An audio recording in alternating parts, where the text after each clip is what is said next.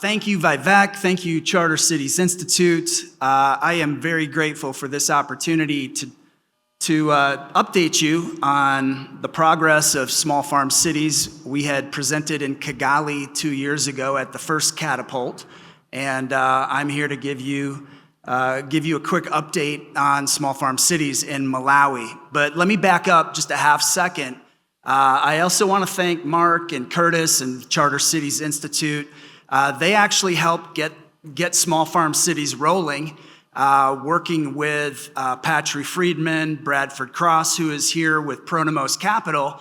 And Small Farm Cities is backed by Pronomos Capital, a boutique venture capital fund based in Silicon Valley, focused on the development of new cities.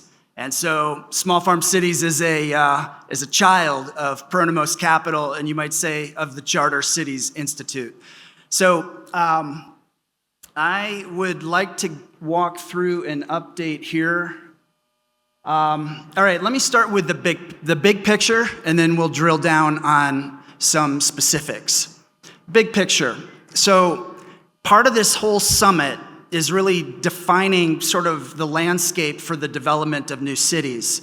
And from antiquity, cities have always been, healthy cities anyway, are always built for the people's economic and social well-being. I think that is front and center. That's why cities are built and have been built. There's nothing new about developing cities. Healthy cities are based on what people need, what they can do, what they can afford, what they can own ultimately, and what they can leverage. Now, let's be very blunt. Among friends, Africa's cities were not built for the economic and social well-being of Africa's working class. That's not how these cities were built. So what we're really dealing with here is we're dealing with a disconnect. Africa has a growing population, a very large population, but Africa's cities were not built for the people. They were built for the economic interests of the colonial leadership. So, unfortunately, Africa lacks effective cities, not just big cities, small cities, medium-sized cities. So the bottom line is working class Africans have very little leverage, so life then becomes unaffordable and they have no margin. I was chatting with Brian, Emmanuel, and Teddy, who are behind the cameras back there before the event. And I asked these guys, because they're from right here in Nairobi, I said, do you want to own a home? Do you think you could own a home in Kenya? Do you think you could own an acre, 2 acres? Could you own some forest in Kenya? Is that even possible? And we talked about, well, not in Nairobi, and not really even affordable an hour from Nairobi. So there are 2 foundational principles of small farm cities. One is that affordability itself is a system. You might talk about affordable homes, you might talk about affordable healthcare or affordable this or affordable that. The bottom line is they're all related.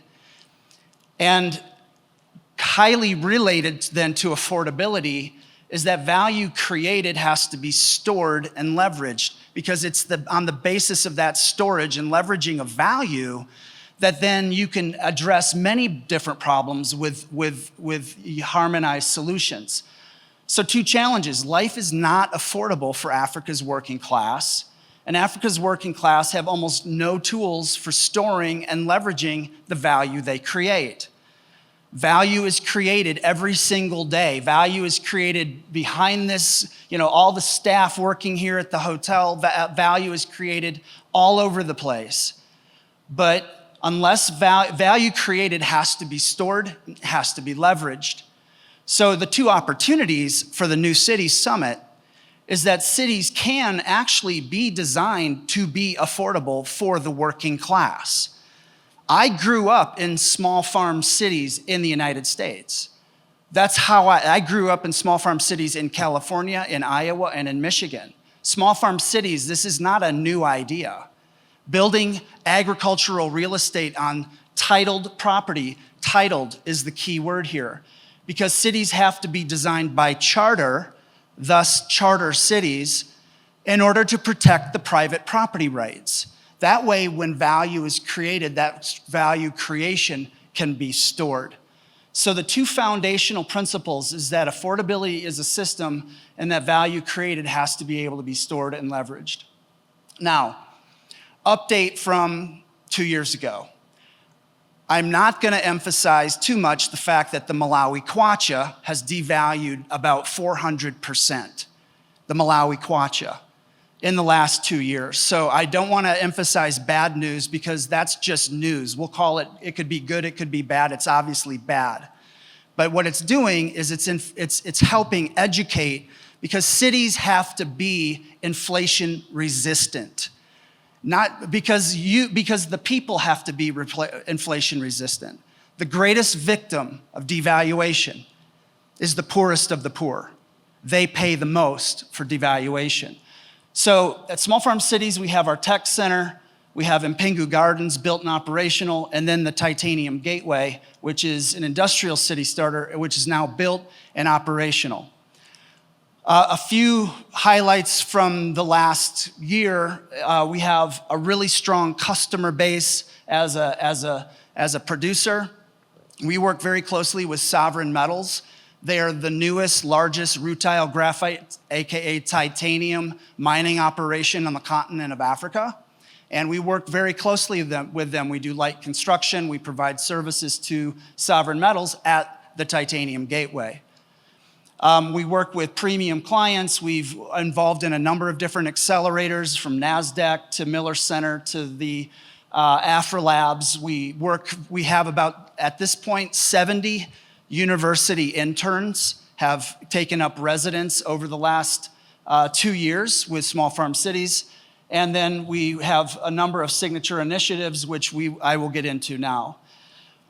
The first initiative, Mwanda joined us as we kicked off last year, the Central Malawi Charter Corridor. Charter cities, our interest in developing the rail corridor as a charter corridor is essentially building a special economic zone around critical rail infrastructure. And so just in Malawi, what we're doing is we're bundling 3 important mining operations: the titanium mine where we are, and then there are 2 rare earth mining operations in Malawi along the Central East African Railroad. And so what we're doing is we are organizing with the president of Malawi, with the ambassador of Malawi to the United States, and discussing this with the United States, combining in a rail corridor 3 critical mineral mining operations in Malawi. So we're also discussing with Zambia stretching the Central East African Railroad to the Copper Belt. Now, I emphasize this relationship between new cities and mining and economics, and that is because that's where value is created.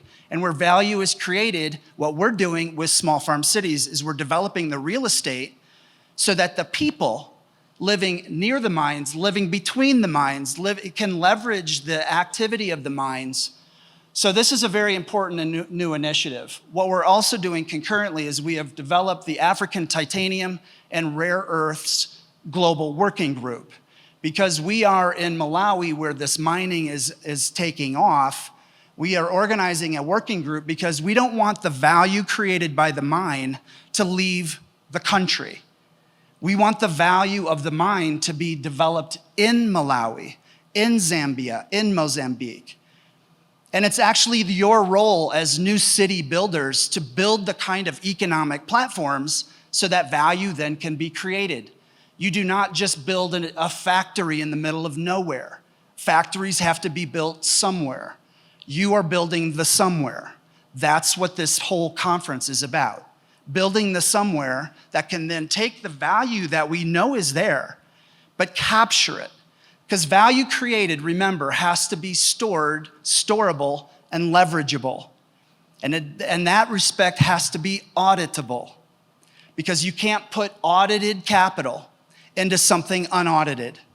So the small farmer, all the way to the mining concession, all of what was mentioned by the Kenyan Investment Authority in terms of rules and regulations and land tenure, these are very important elements. So the Titanium and Rare Earths Global Working Group we will be developing this because there's so many products derived from these minerals, and that value we want to be developed in Africa. Small farm cities was actually first hatched as an idea for southern Somalia when the president of Kenya announced he was going to close the Dadaab refugee camp. So one of our initiatives this coming year is Resilient Cities. We are launching this with retired Navy SEAL Remy Adeleke, a Nigerian American former Navy SEAL. We are developing resilient cities to really challenge the model of refugee and IDP camps. This is a $50 billion expenditure per year, 50 billion with a B. We're talking refugee camps and IDP camps, 50 billion with a B. And it is an absolute disaster. And here in Kenya, I've been at Dadaab, I've been in Somalia, this is a serious issue. So we are gonna start in Malawi because Malawi has a refugee camp, and we're gonna work with the government to migrate that camp into a small farm city. And then we are developed, that zone 1 will be Malawi, Zambia, DRC. Zone 2 will be Nigeria, and zone 3 will be Somalia and the region. We have been driving down the cost of a house at small farm cities. 2 years ago, we were looking at about $2,000 per house. We are now looking at a little bit less than $1,000 per house using technology. And so ultra affordable homes, we have also developed since the Catapult 2 years ago, what we call a commodity-backed adjustable rate mortgage. That is where the small farmer and the homeowner can pay for their home in onions and tomatoes and peppers. They can pay in commodity because potatoes, onions, and commodities are inflation resistant. If we give a 5 or 10-year loan in the local currency, it's actually pointless. But if you give a loan on the basis of commodities, it's a completely different game. Happy to discuss this. We are also developing a bamboo manufacturing strategy with the Malawi Ag Investment Corporation. They are an investor. This is new since the last Catapult. The Malawi DFI is an investor in small farm cities. So we are going to be developing bamboo manufacturing.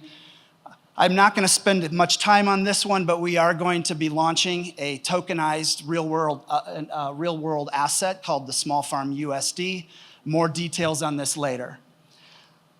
Later this year, we will be also releasing a book called The Dubai Framework for Africa. This is something that I've been working on a long time, which is a book on Dubai's history of multimodal transport and the development of Dubai's special economic zones. What we're doing is we are taking that research and turning it into a book to be released later this year. So thank you so much for your time. It's just an update from Catapult 2023. So all the best.